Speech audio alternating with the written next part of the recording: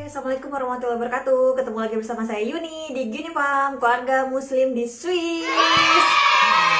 Ya, hari ini aku lagi sedikit mager karena kemarin udah keluar seharian. Jadi hari ini aku buat videonya di dalam rumah saja.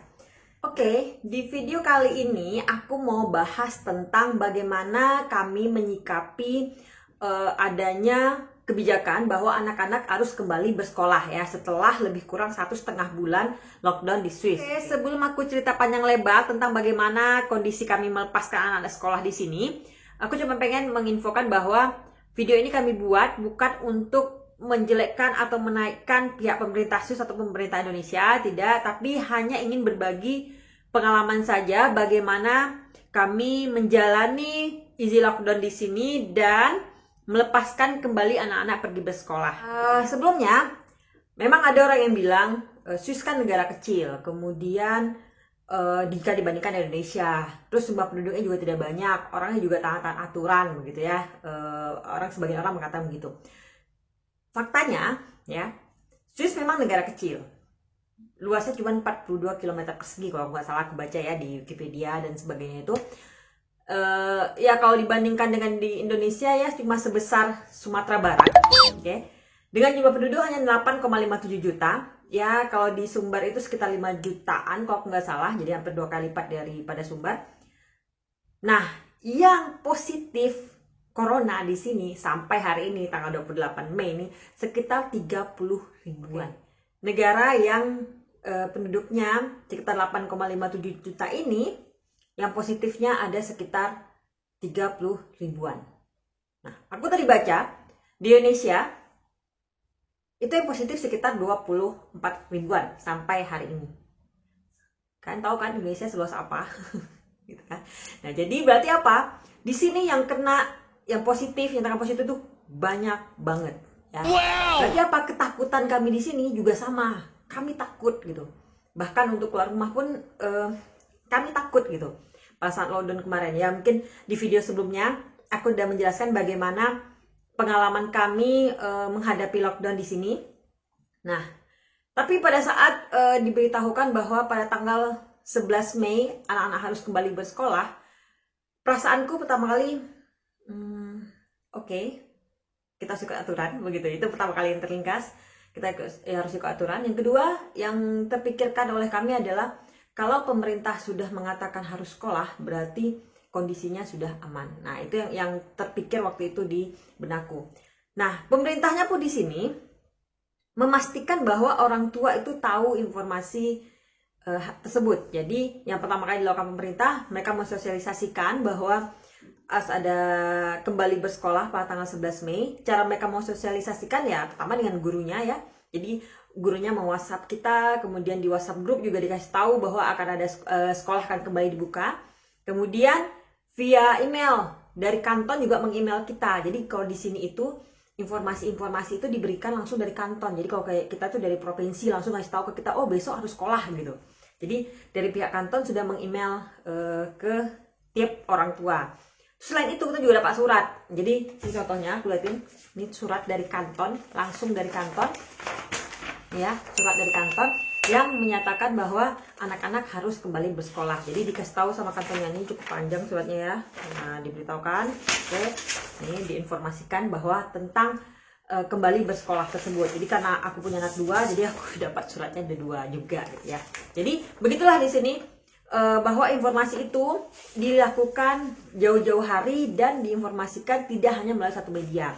Ya, selain pengumuman via koran online, selain pengumuman dari website ataupun dari media sosial Swissnya, mereka juga langsung menginformasikan kepada orang tua. Nah, apakah semua orang tua ataupun guru setuju? Enggak. Enggak semua setuju juga. Sama seperti Indonesia. Di sini juga ada petisi. Jadi kalau di Indonesia sekarang ada petisi tentang sekolah dan tidak sekolah, di sini sudah lebih duluan kemarin ada petisi bahwa sebagian orang tua dan guru tidak setuju tanggal 11 Mei itu akan kembali bersekolah gitu. Jadi waktu itu ada petisi-petisi seperti itu. Nah, tentunya dari pihak pemerintah kan melihat, oh ada petisi berarti ada protes nih dari masyarakat. Ada protes dari masyarakat, apa yang diambil tindakan oleh pemerintah Swiss? Mereka mencoba memastikan kepada masyarakat bahwa ini kondisi aman gitu. Jadi di sini itu kalau yang aku rasakan adalah pemerintah Swiss ini berusaha selalu memberikan keamanan dan kenyamanan bagi warganya. Nah, itu dia yang harus banget dilakukan oleh pemerintah memang, bahwa masyarakat itu harus merasa aman dulu gitu. Jadi pada saat ada petisi, pemerintah berusaha mencarikan solusi. Nah, jadi pada saat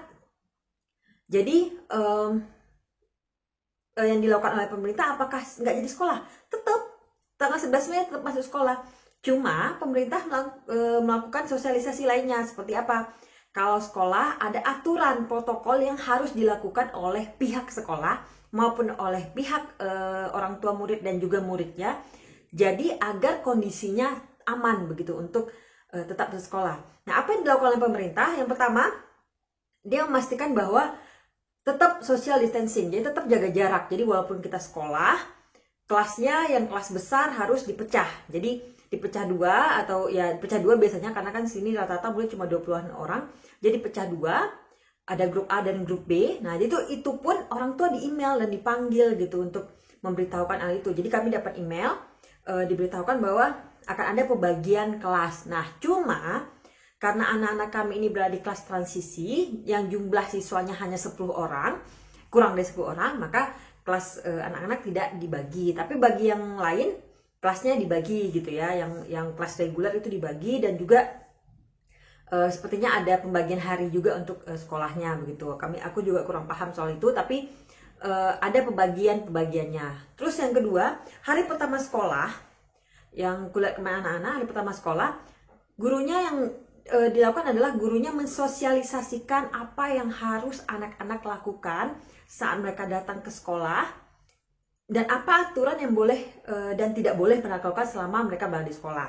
Nah, jadi contohnya, misalnya yang pertama, pada saat mereka datang jadi yang pertama, pada saat mereka datang dari rumah sebelum berangkat ke sekolah, mereka diminta cuci tangan terlebih dahulu. Jadi bilang gitu, sebelum pergi sekolah cuci tangan terlebih dahulu. Sampai di sekolah mereka cuci tangan juga gitu ya. Dan cuci tangannya 20 detik. Nah, Jessica itu cerita ke aku, gimana Kak tahu 20 detik? Aku bilang gitu ya. Gurunya pakai stopwatch gitu. Jadi sampai begitu. Jadi anak-anaknya baris di depan wastafel. Jadi kalau di sini itu di depan kelas tuh selalu ada wastafel. Ada baris depan wastafel.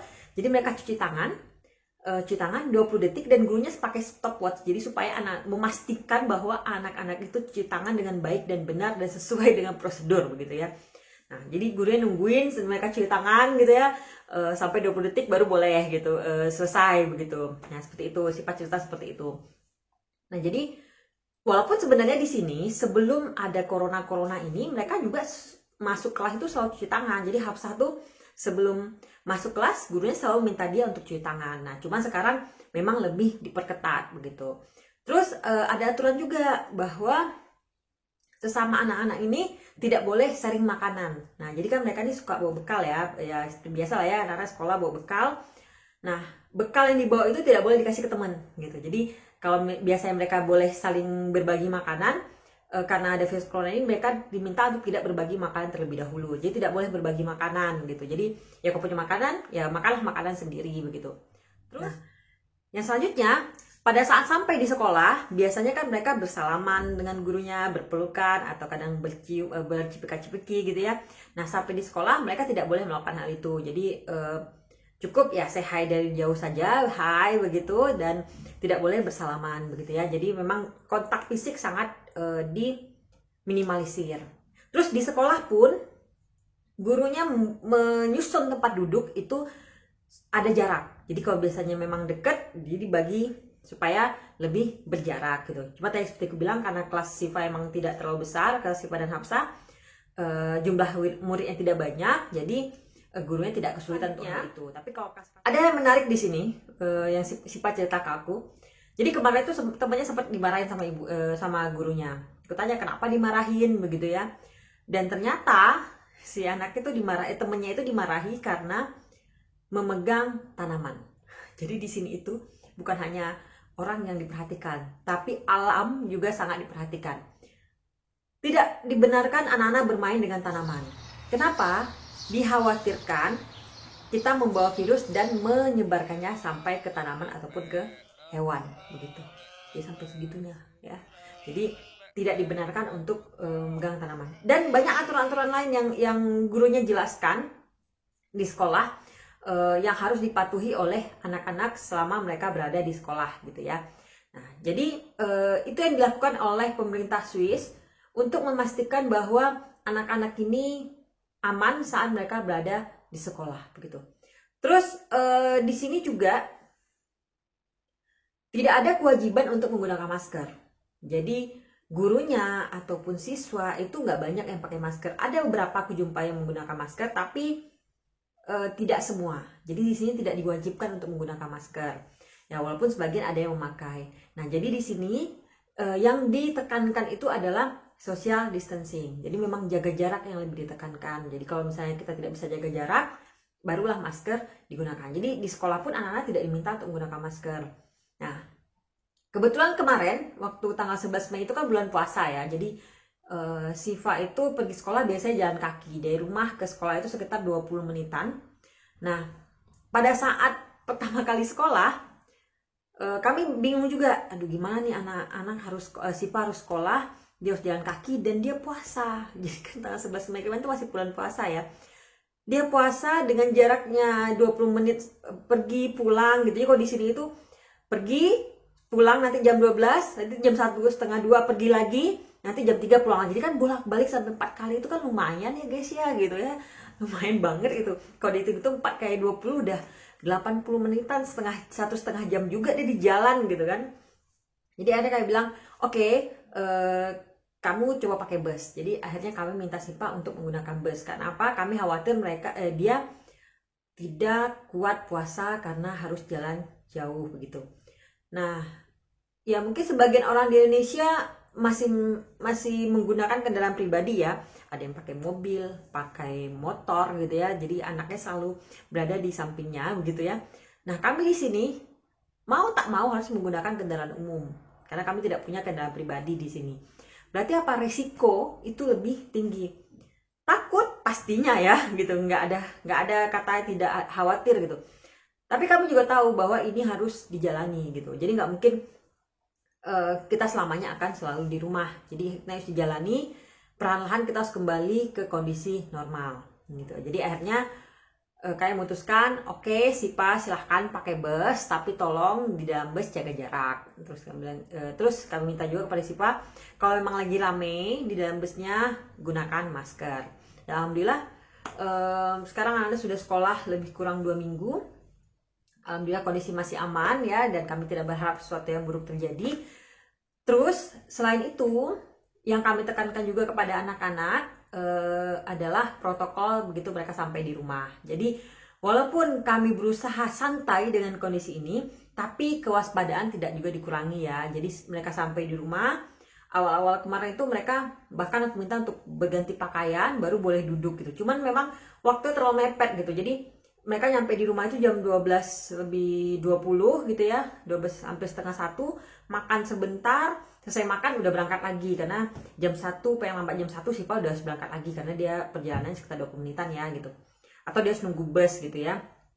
Jadi jam 1 paling lambat mereka sudah berangkat lagi dari rumah. Jadi akhirnya aku memutuskan, oke, kakak boleh nggak ganti baju tapi tolong cuci tangan dan sepatu terus disemprot. Jadi kalau di rumah kami ini sebelum masuk rumah kami biasakan adalah mendisinfektan sepatu yang pertama. Karena apa? Kita nggak tahu sama di perjalanan apa yang kita injek ya. Jadi sepatu yang pertama kali kami disinfektan, kemudian wajib cuci tangan dengan bersih, dengan baik gitu ya. Lalu tidak kemana-mana. Jadi kalau misalnya memang dia kepentingan makan, jadi dia berada cuma di ruang makan saja, di bagian tempat makan saja. Dia tidak boleh duduk di tempat tidur atau seperti apa, nggak boleh gitu. Jadi cuman di area tertentu saja dia boleh kalau dia tidak berganti pakaian. Tapi kalau dia berganti pakaian ya silahkan, tidak apa-apa begitu. Jadi intinya di sini semua orang juga merasa cemas, tapi kondisi sudah kembali mulai normal. Jadi kita sudah easy lockdown di sini lebih kurang 1 bulan, ya, dari tanggal 27 April kemarin awalnya easy lockdown, dan anak-anak sudah bersekolah sejak tanggal 11 Mei yang lalu.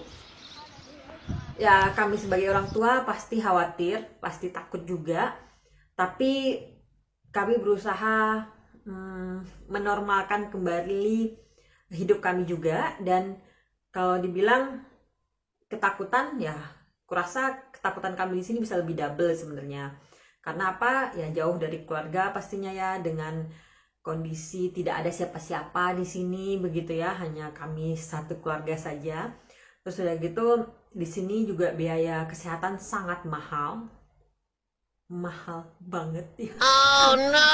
Kita udah bayar asuransi mahal, tetap aja nanti harus bayar lagi uang rumah sakit gitu. Jadi mahal banget. Jadi yang kalian pikirkan kalau misalnya seandainya masuk rumah sakit itu bukan hanya masalah kita sakitnya, tapi biayanya yang jauh, pokoknya menguras kantong banget itu juga kalian pikirkan. Jadi memang kekhawatirannya itu lebih double sebenarnya. Tapi kami tahu kondisi harus kembali normal. Jadi kita berusaha tetap waspada, tapi juga berusaha menormalkan kembali hidup kami begitu di sini. Jadi ya itu yang kami lakukan di sini. Mungkin bisa jadi pelajaran buat teman-teman di Indonesia bahwa memang ketakutan itu ya pastinya akan terjadi, tapi hidup harus tetap berjalan. Memang di sini juga dikhawatirkan gelombang kedua. Bahkan kemarin aku ada baca katanya di salah satu postingan orang yang ada di sini juga, ETH Zurich itu ada peneliti di ETH Zurich itu memperkirakan ada gelombang kedua di Switzerland, dan slow down pelan tapi fatal katanya begitu. Nah ya kalau baca informasi begitu ketakutan pasti terjadi kembali, tapi ya kami berusaha tetap menormalkan kembali diri dan tetap waspada. Oh ya, satu lagi tips dari kami ya, sebelum berangkat kemana-mana baca doa. Ya itu dia, itu penting ya. Jadi aku selalu meminta ke anak-anak sebelum berangkat sekolah, sebelum berangkat dari mana-mana, baca doa, ya. Jadi supaya yang punya penyakit ini melindungi kita dari segala macam penyakit ini begitu. Jadi intinya di sini sekolah sudah berjalan lebih kurang hampir 3 minggu ya, 2 mingguan karena kemarin sempat ada libur 3 hari. 2 mingguan sudah berjalan. Kemudian alhamdulillah sampai hari ini kondisinya aman, dan kalau aku lihat penambahan kasus di Swiss pun tidak signifikan. Jadi di bawah 50 dalam satu harinya, bahkan kemarin juga tidak ada sama sekali penambahan kasus. Jadi berarti menurutku 1 bulan easy lockdown sudah kami lewati di sini masih terkendali ya. Intinya apa? Ikuti protokol yang harus dilakukan. Kita boleh santai tapi jangan sok-sokan tuh ya. Santai tapi ikuti prosedurnya. Jadi kalau misalnya memang harus keluar rumah, sampai di rumah ya lakukanlah prosedur yang dilakukan gitu ya. Jadi jangan merasa aku kebal nih, enggak, jangan ya guys ya gitu. Penyakit ini kita nggak bisa lihat, kita nggak tahu dia ada di mana virus-virus ini, tapi kita juga harus kembali ke kondisi normal ya. Jadi memang benar sih kata new normal itu ya, kita berusaha menormalkan kembali diri kita, tapi ada hal-hal yang kita lakukan untuk menjaga diri kita dari penyakit-penyakit ini. Jadi aku mau bagi sedikit tips tentang bagaimana kami melepaskan anak-anak pergi bersekolah. Yang pertama, jaga komunikasi dengan sekolah ataupun guru. Jadi pihak sekolah maupun pihak orang tua harus tahu apa yang harus dilakukan. Jadi pihak sekolah harus memastikan kondisi di sekolah aman, yaitu dengan cara mungkin dengan menjaga jarak dan sebagainya itu ya. Terus kalau bisa, aku nggak tahu apakah semua sekolah di Indonesia itu ada tempat mencuci tangan di depan kelasnya.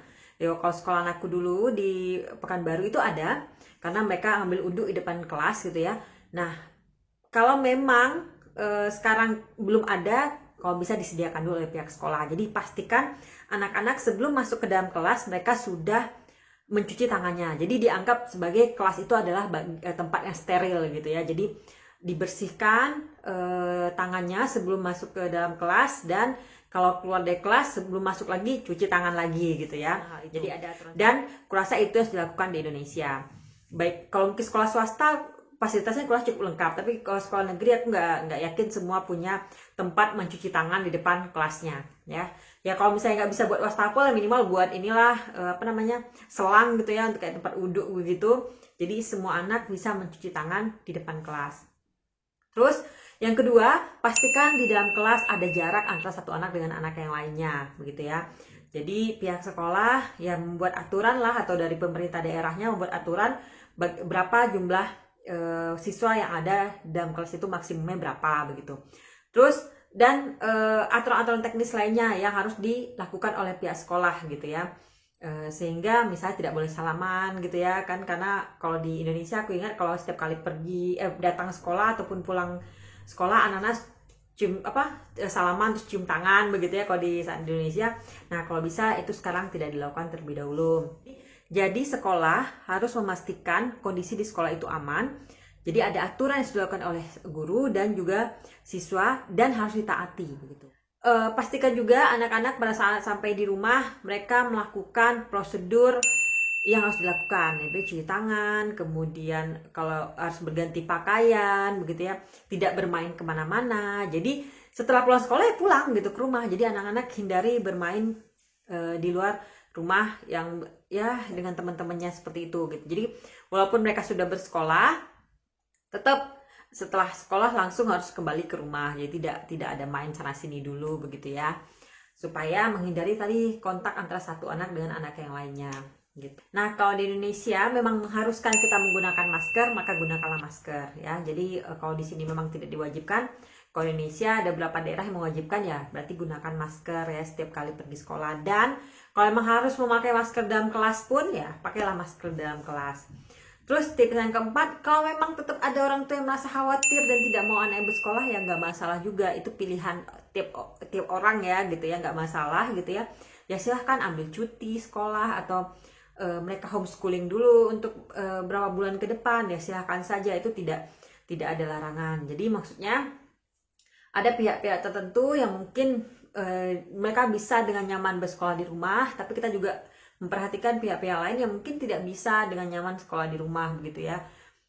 Kalau mungkin untuk kalangan menengah ke atas, sekolah di rumah itu aku yakin nggak ada masalah gitu, karena mereka punya laptop, punya handphone yang bisa mereka gunakan, kemudian mereka bisa melakukan online class gitu ya. Tapi kalau untuk orang-orang yang menengah ke bawah, hal itu belum tentu bisa dilakukan. Jangankan mau online class, mungkin kuota saja mungkin nggak punya ya guys gitu. Jadi karena sempat diskusi juga dengan mahasiswa gitu ya, karena aku sempat diskusi juga dengan mahasiswaku di Indonesia. Jadi mereka bilang salah satu kendala yang terjadi saat ini adalah saat mereka harus melakukan kelas online, kuota terbatas gitu. Jadi ya itu kendala banget sebenarnya. Jadi kalau untuk orang-orang yang menengah ke atas ya nggak ada masalah sekolah di rumah gitu, tapi kalau untuk orang menengah ke bawah itu masalah banget.